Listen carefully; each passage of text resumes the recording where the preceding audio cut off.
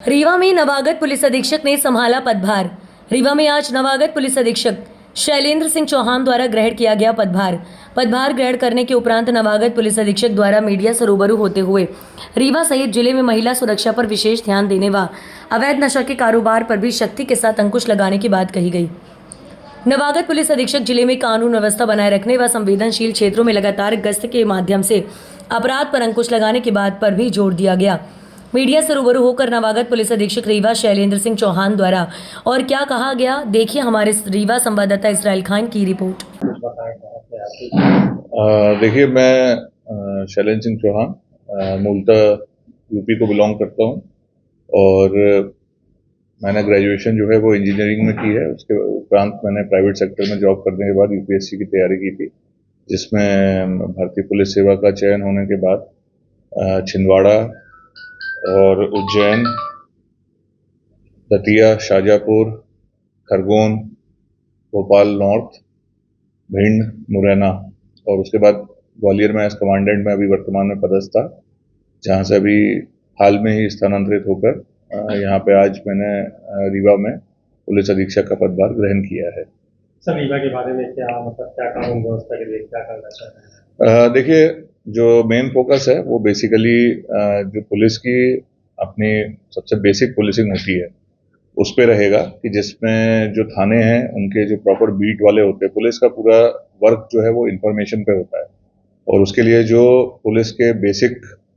जो beat system होता है कि जिसमें लोग अपने एरिया को पूरी तरह से समझते हैं और वहाँ पे होने वाले लोगों के मूवमेंट्स और उनकी कार्रवाइयों पे सतत निगाह रखते हैं, नज़र रखते हैं और वहाँ पे लोगों के साथ और वहाँ पे सभी से अपना एक नेटवर्क डेवलप करके उसके आधार पे वहाँ पे ये कोशिश करते हैं कि किसी प्रकार का कोई अपराध पहले तो घटित न हो और यदि घटित होता है तो उसको तत्काल उसका पता लगाया जाकर जो भी अपराधी हैं उनको शीघ्र से शीघ्र पकड़ा जाए। सर, सबसे बड़ी समस्या यातायात की। देखिए, यातायात की जो आप समस्या बता रहे हैं, तो अभी जैसे मैंने यहाँ पदभार ग्रहण किया है, एक बार पूरा यहाँ का जो रूट्स हैं, मेन रोड्स हैं, उसके अलावा जो उनकी कंट्रीब्यूटिंग रोड्स हैं जहाँ से ट्रैफिक आते हैं, छोटी गलियाँ हैं या बड़े रोड्स हैं, तो एक बार पूरा उसका ट्रैफिक का फ्लो समझने के बाद और कहाँ पे क्या बॉटलनेक्स हैं, कहाँ पे ट्रैफिक का जाम लग रहा है या कहाँ व्यवस्था खराब हो रही है, उसको देखते हुए किस प्रकार से उसको ठीक किया जा सकता है। और उसमें साथ ही साथ कई बार ऐसा होता है कि जो प्रशासनिक स्तर से भी कुछ उसमें चेंज करने का रहता है, तो वो हम संबंधित विभाग से भी उसके साथ सामंजस्य स्थापित करके प्रयास करेंगे कि व्यवस्था जो है वो बेहतर से बेहतर स्थापित। महिला अपराध भी यहाँ ज्यादा से ज्यादा अपराधी हैं। जी, जैसे महिला अपराध है या जो हमारा नाबालिग बच्चे बच्चियों से संबंधित अपराध होते हैं या फिर जो हमारे SC ST से रिलेटेड क्राइम जो होते हैं, ये सभी हमारे उसमें रहेंगे प्रायोरिटी में और हम प्रयास करेंगे कि आप सभी लोगों के साथ और आपके माध्यम से जो यहाँ की जनता है उनको भी हम लोग अपने साथ इसमें इन्वॉल्व करना चाहेंगे, क्योंकि बहुत से अपराध ऐसे हैं कि जो लोगों में जागरूकता लाने के उपरांत ही हम उसमें किसी प्रकार की जो कमी है उसको ला सकते हैं। सर, यहाँ थाना स्तर पे जो ग्रामीण क्षेत्र के थाना स्तर वहाँ निरीक्षण अधिकारियों के कार्यालय में काफी भीड़ होती है, तो इसको कैसे सुधार करेंगे कि वही स्तर से वहाँ काम हो जाए उनका? देखिए, प्रयास करेंगे कि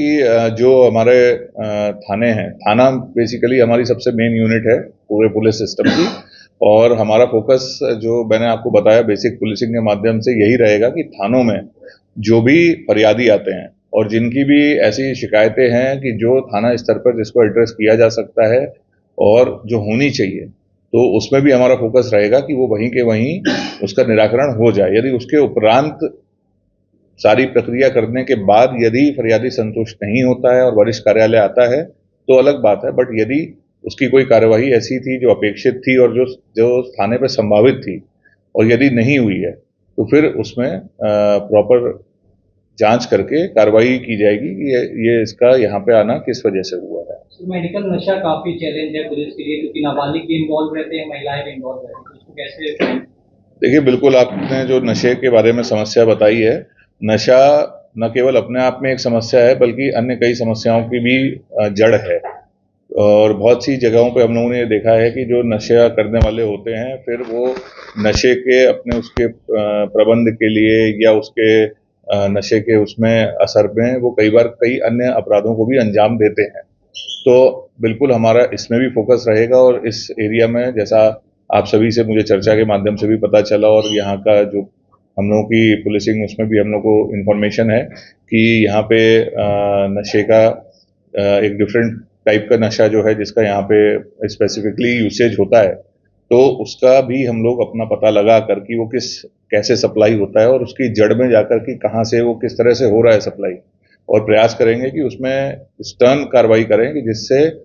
कोशिश तो यही रहेगी कि वो पूरी तरह यहाँ से समाप्त हो जाए। बाकी अब हम प्रयास करके देखेंगे कि कितना हम उस पर सफल होते हैं। तो फरियाद में 181 में ज़्यादा शिकायतें होती हैं, उसका कैसे समाधान? देखिए, समस्याएं चाहे वो 181 में लगें, चाहे वो हमारे पास आए या वो किसी वरिष्ठ कार्यालय जाए, हम सभी समस्याओं को गंभीरता से लेंगे। अकेले ऐसा नहीं है कि सिर्फ 181 को लेंगे, सभी समस्याओं को लेंगे। और कई बार ऐसा होता है, आपने भी देखा होगा कि वही समस्या जो है वो अलग अलग जगह हमें दिखती है। मेरे पास भी आती है एज एसपी और फिर हमारे वरिष्ठ अधिकारियों के पास भी जाती है, वही फरियादी 181 पे भी लगाता है। तो हमारा प्रयास यही रहेगा कि हम हर शिकायत को गंभीरता से, निश्चित रूप से 181 हमारी प्रायोरिटी में रहेगा,